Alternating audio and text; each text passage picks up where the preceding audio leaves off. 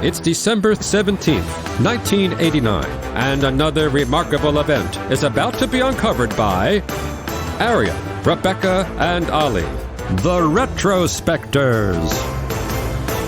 Now, if you're scrolling through Disney Plus today and you see a banner ad for some family sitcom called The Simpsons, and you think to yourself, I've heard of that, I might as well see what all the fuss is about, I've watched all the Peter Pan sequels, I'll start at Season 1, Episode 1, then you will be experiencing the same thing that millions of viewers did on this day in 1989 when Simpsons Roasting on an Open Fire, the Simpsons debut episode, attracted the Fox network's highest ever Sunday night ratings.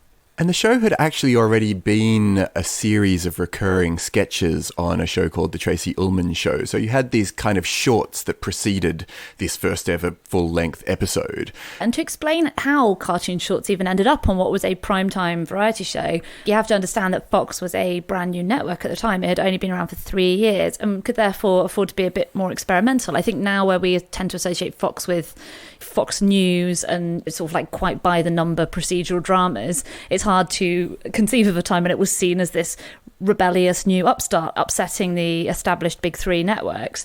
And so the producer of the show, who was a guy called James L. Brooks, who Simpsons fans may be faintly familiar with, he was looking for an animator to create these short skits, and he had been given a copy of a comic book called Life in Hell by a young animator called Matt Groening. By the time The Simpsons went to air, it was the first animated show on primetime TV to debut since The Flintstones went off air in 1966.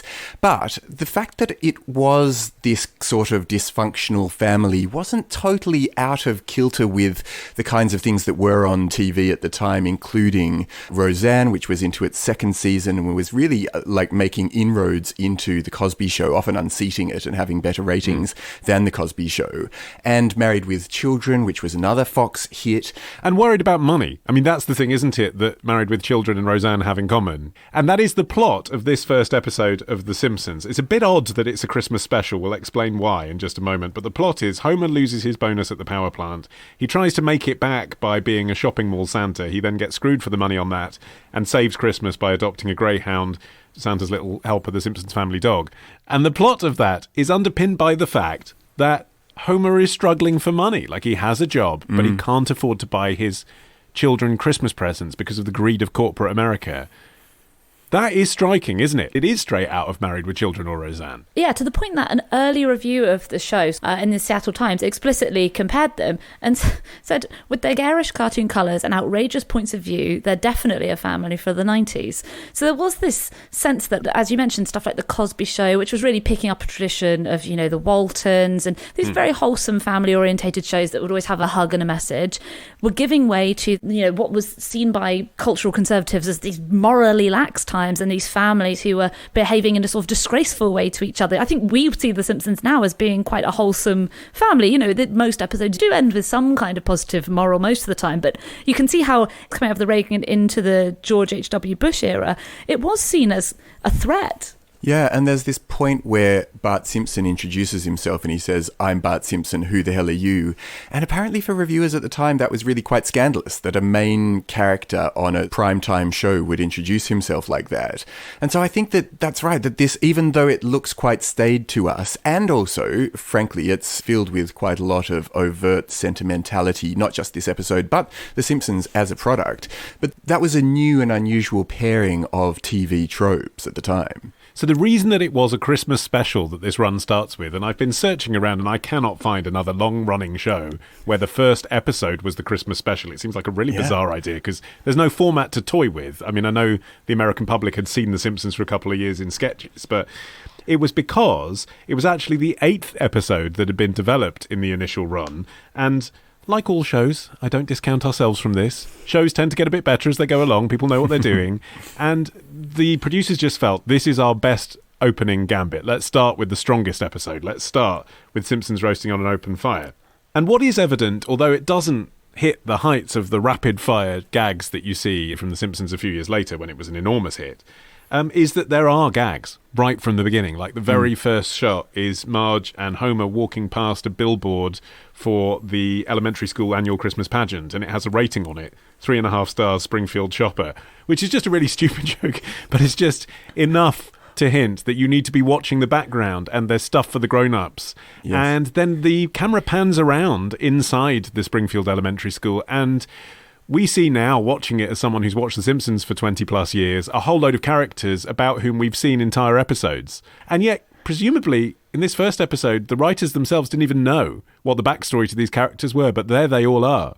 Yeah, you've got Principal Skinner, Milhouse, Sherry and Terry, Moe, Mr. Burns, Barney is in there, Patty and Selma, Ned and Todd Flanders. They didn't even know that Ned and Todd Flanders were going to be kind of the Christians next door at this stage. They were just these annoyingly perfect people. But yeah, just had all of that. And also the show had this kind of meta self-reflexivity that came to be a big part of the show as it went along as well. There's a bit towards the end of the show where Bart says, come on, Dad, this can be the miracle that saves The Simpsons Christmas. If TV has taught me anything, it's that miracles always happen to the poor kids at Christmas. And then he lists off a couple of other big TV shows. So already they're saying we are a literate writing team behind this. What's often said about The Simpsons was that what made it successful was that it was, adult humour in an animation format, and that hadn't really been done. But it's not really so much that it was adult humour. It was the fact that it was a sort of Gen X humour. It was irreverent, it was ironic, it was meta, it could break the fourth wall. The Hollywood Reporter review actually singled out that line you mentioned, Arion.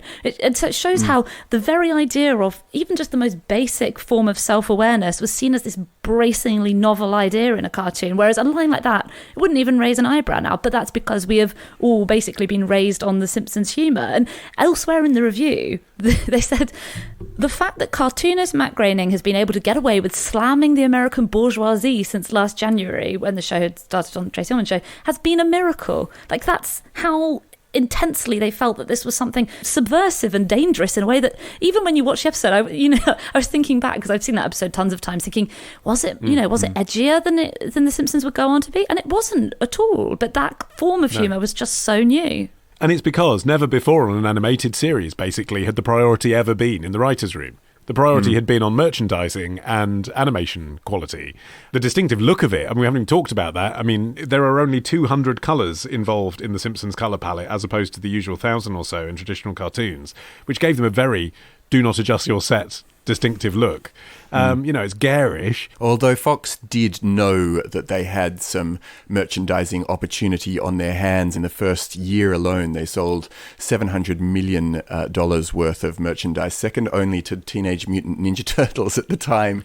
And Tracey Ullman in 1991 filed a lawsuit against 20th Century Fox, demanding 5 to 10% of all Simpsons profits, including their merchandising. She lost ultimately, but it was her claim that this was a thing that was come up with on my show and for my show, and so I should have my share of the royalties, but she didn't get them. Wow, that's bold, isn't it? And the sketches were deemed so insignificant to the Tracey Ullman show that when the BBC rebroadcast it over here, they edited them out. Yeah. Have you watched them? They're terrible. They're terrible. They're really properly terrible. And it wasn't just the characters of The Simpsons that were developed for the Tracey Ullman show. The voice talent was also drawn from the show. Dan Castellaneta and Julie Kavner, the voice of Homer and Marge, were already cast members on the show. So this, for them, was basically just a little side gig. It's so bizarre to think that there must have been a day on the set where they said, would you be interested in doing the voice for these characters who are going to be, coming in at the start and end of the ad breaks? And they must have been like, yeah, all right, sounds good. And then 30 years later, this is what they will always be known for. It's interesting as well that Homer is the one voice that's changed a lot. He sounds like a sort of 1940s newsreader, or he's sort of got a... Walter Matthau it was modelled on, apparently. Oh, was it? Okay. Mm-hmm. All of the others are really very recognisable. Even if their characters switch quite significantly. Lisa becomes much more progressive and intelligent as the show goes along. Initially, she was just meant to be a sort of tearaway, not dissimilar to Bart. Bart was initially seen as the clear protagonist, and that became a cause for headaches for school principals around the US because the show was an instant success. And within months, many schools had banned clothing and accessories featuring Bart Simpson or bearing any of his daringly anti-authoritarian catchphrases like "Don't have a cow," "Eat my shorts." Eat my shorts. Who would want that in their school?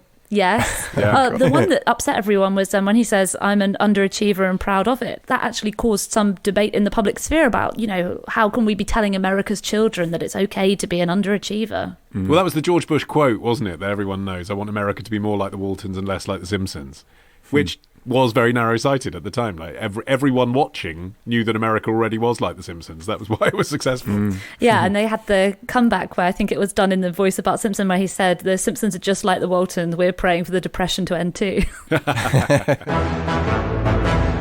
Next time. If you're dancing and you're wearing black tie and you've had a few cocktails and you fall... Love the show? Support the show. Patreon.com/retrospectors. Part of the Acast Creator Network.